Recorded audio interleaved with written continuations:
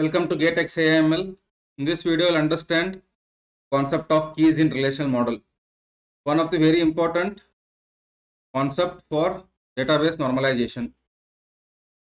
The concept is very simple, and then there are different types of keys and why we require them and how they work. So what is a key? A key is a single attribute, means column or set of columns or attributes used to uniquely identify rows or tuples in a table. They may be also used to set up relations among different columns and tables of relational database. So let us understand simple example what is a key. So let us say I have a table, a student table. So they have different columns or attributes. Let us say name, subject, okay, grade or marks, and then say result, pass or fail, like that. So let us say there are many student information here. Name Anil. So here also another student name Anil. Say Kevin. Subject DBMS, OS, okay, data science or data structures. Marks 100, 35, 20. The result say pass, pass and fail. Now, if there are 3 students in this table, what is the concept of key here? See, if I want to identify each of this row uniquely, okay, so I need some key or a unique value which can determine the entire row.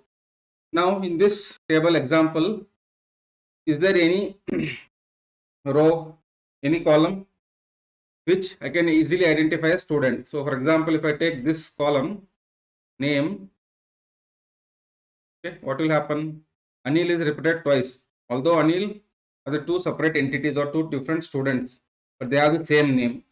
Now this creates a problem. Which Anil I am referring to? If I say select the marks of Anil, which Anil I am referring to? So that it creates a problem. I need a key or a unique value in that particular column. A column should contain all the rows should be unique.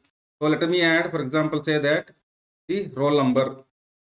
So roll number, let us make it as unique, that is say 1, 2 and 3.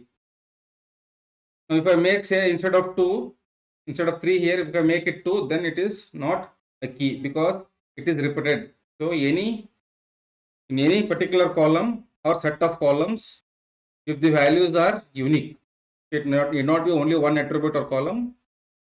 It can be combination of attributes or columns or only one column which uniquely identifies a row. So now if you take this roll number is the unique values. It has unique values. This entire column has unique value 1, 2, 3. So now I can easily identify which student. That is the concept of key. So there are different types of keys in the database design: composite key, candidate key, primary key, unique key, super key, foreign key and alternate key. Let us understand this one by one with examples. They are very simple concepts. What is a composite key? Just like a composite attribute. A composite key is a key formed using 2 or more attributes together to uniquely identify a tuple in a relation. No single attribute can uniquely identify the tuple. So composite means made up of multiple attributes and they form the key. So composite attribute is just the combination of attributes. But composite key means those attributes should uniquely identify a row in my relational table.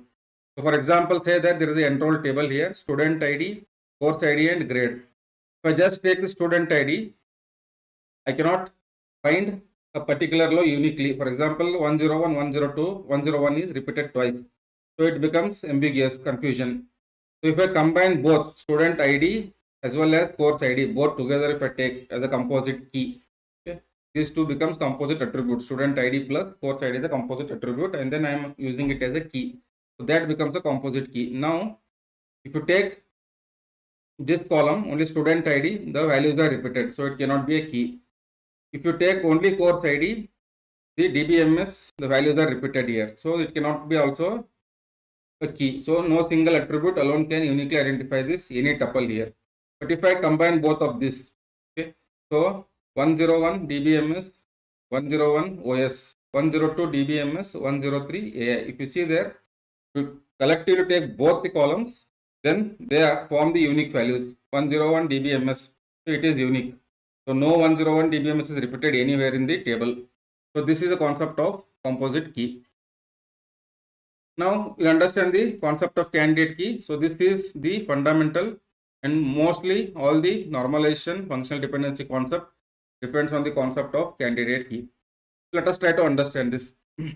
A candidate key is a minimal set of attributes that can uniquely identify each tuple in a relation. A relation can have multiple candidate keys. So this helps us in normalization. Now, what is the concept here? Candidate key means you take the set of attributes, and those set of attributes which represents a row uniquely, okay, and those should be minimum number. Okay, for example, say that I have roll number, email, Aadhaar number, and name. Okay, so name cannot be key because name can be repeated. Same student, two students can have same name, but Aadhaar number, you know, it is unique. Email ID is unique. Roll number is unique. Okay, that means it can be a key. Now I can use, so each one of these a candidate key. What is a candidate key? The candidate key is nothing but which has a potential to become a primary key. I will come to primary key in the next slide. So candidate key is so in this example, say student table, I have roll number, email, Aadhaar number, and name. Now see each one of this can uniquely identify the row, right? Roll number also unique here, email also is unique here, Aadhaar number is also unique. So each are unique. So that means I can easily identify the row using any one of this. So what is a minimal set means what? For example, I can consider roll number say plus Aadhaar number. So these two again can be used. So one and then Aadhaar number. Roll number plus Aadhaar number is again they can uniquely identify the tuple, but this is not a candidate key. Why? Because I have to choose minimal set. If there is a minimal means subset of this which can identify a tuple, then that is a candidate key. Candidate key should have always the minimal number of attributes in that which uniquely identifies a row in your table. So just roll number, if I take only roll number, it is sufficient, right? Roll number itself is sufficient, or you can take email or Aadhaar number for this example. Each attribute, one attribute is sufficient, okay? One column or attribute is sufficient to identify my row. So that is minimal. So roll number is a minimal attribute. It is only one attribute. Here there are two attributes. That's why it's not a candidate key. Here roll number can act as a candidate key. That is an example of candidate key. So again, more how to find candidate keys and all you'll see in the subsequent lectures. Now what is the primary key? So in the candidate keys you understood there can be multiple candidate keys. You can have multiple candidate keys. Now out of these multiple candidate keys, I will choose one key, one candidate key as a primary key. A database tables should always have a primary key. It cannot have multiple primary keys, it will have only one primary key. A primary key can be, or a candidate key can be a composite key. So you choose out of, say, there are many candidate keys.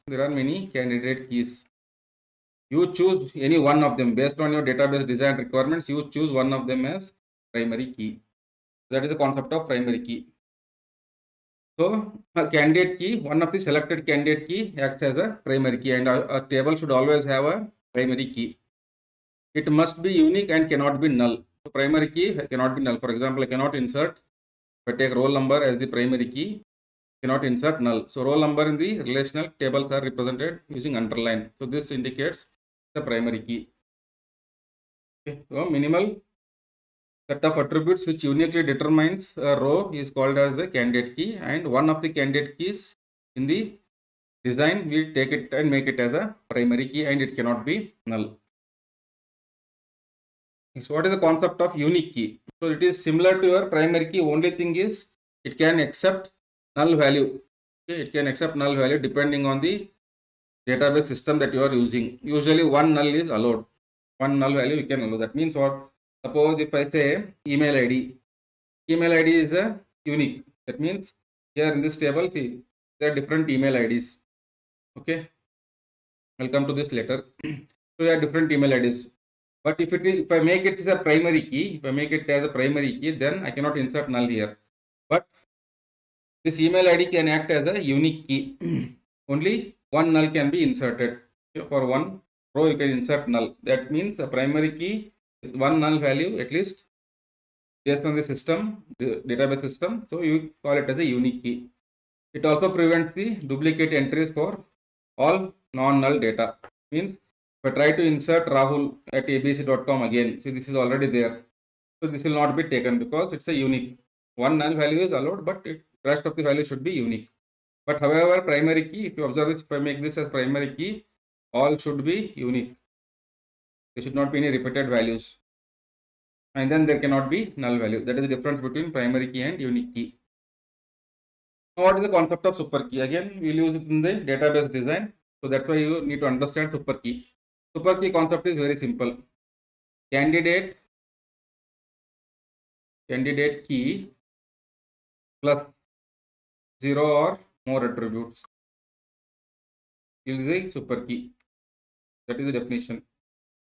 So super key is equal to candidate key plus 0 or more attributes. For example, here roll number is a candidate key. So here candidate key is roll number. I will add, say, plus email. So that is super key is equal to candidate key plus any attribute. I can add, say, email. This also becomes a super key. This is a super key. Or I can add name. This also is a super key. So super key is candidate key plus 0 or more attributes forms your super key. Why it is required? We will see in the concept of functional dependency and normalization. Super keys can include extra attributes that are not necessary for uniqueness. Okay. Now, so in some books they say the definition of candidate key. I didn't introduce this definition because it was confusing. So they say the candidate key is a minimal super key. Why they say? So the definition of super key, once you understand, you can now easily relate the definition. So candidate key is a minimal super key. That means what? Super key is nothing but candidate key plus 0 or more attributes. Okay. Now candidate key is minimal super key means what? If I add 0 attributes, there are no other attributes than candidate key, then it becomes a minimal super key because it is minimal. Okay. So that is equal to candidate key. So it's a minimal super key. That is the definition given in the textbook. Now the concept of foreign key. To establish the relationship between different tables in your relational model, use the concept of foreign key. So it is an attribute in one table that refers to the primary key of the another table. Suppose say that there is a department table and the employee table. So employee has employee ID as the primary key, name, and then department number. And then we have another table department where department number is the primary key, and then have department name. So here the employee table is referring to the department number. This we call it as foreign key. Okay. So in this table, the foreign key is department number. In this table, the primary key is department number. In department table, the master table. Okay. Here the primary key. So foreign key is the primary key in the table where it is referring. So employee is referring to department. So the foreign key in the department number in the employee table, which is the primary key in the department. So foreign key would always be a primary key in the table, referring table. So it helps us to maintain referential integrity by ensuring link between data in two tables. We will see in the next video what is this integrity, referential, and all those different types of constraints. So that is the concept of foreign key. And then the foreign key can take null values. I can insert, for example, say that the department table. So due to some reason, say that this department has been closed. Okay, this department has been closed. Sales department has been closed in the department and in the company. Now what will happen? So in my database, I will remove this. I will remove this. Okay, I will remove this row. This is deleted. Now what happens here? Because it is referring to this 30. Now currently Isha is the employee, belongs to sales. We don't know about her department now because the department doesn't exist. So in that case, we set this to null. So the concept is very clear. Foreign key can take definitely null values. So foreign keys can take null values, but primary key cannot take null value. This is the concept. What is the alternate key? Although we don't use frequently in the database design, let us understand the concept. Alternate key is the candidate key that is not selected as the primary key. So you already know. So you have a set of candidate keys. So all these are the pool of candidate keys for your database design for a particular table. So for this candidate keys, I will select one, and then make it as a primary key. The rest, whatever left candidate keys, we call them as alternate keys. Sometimes you may require them to use in indexing.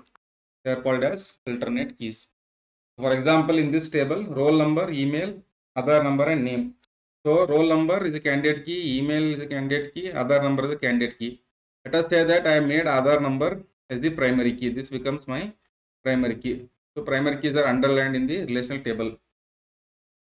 Now roll number and email are the left out candidate keys. So these two acts as, roll number and email acts as alternate keys.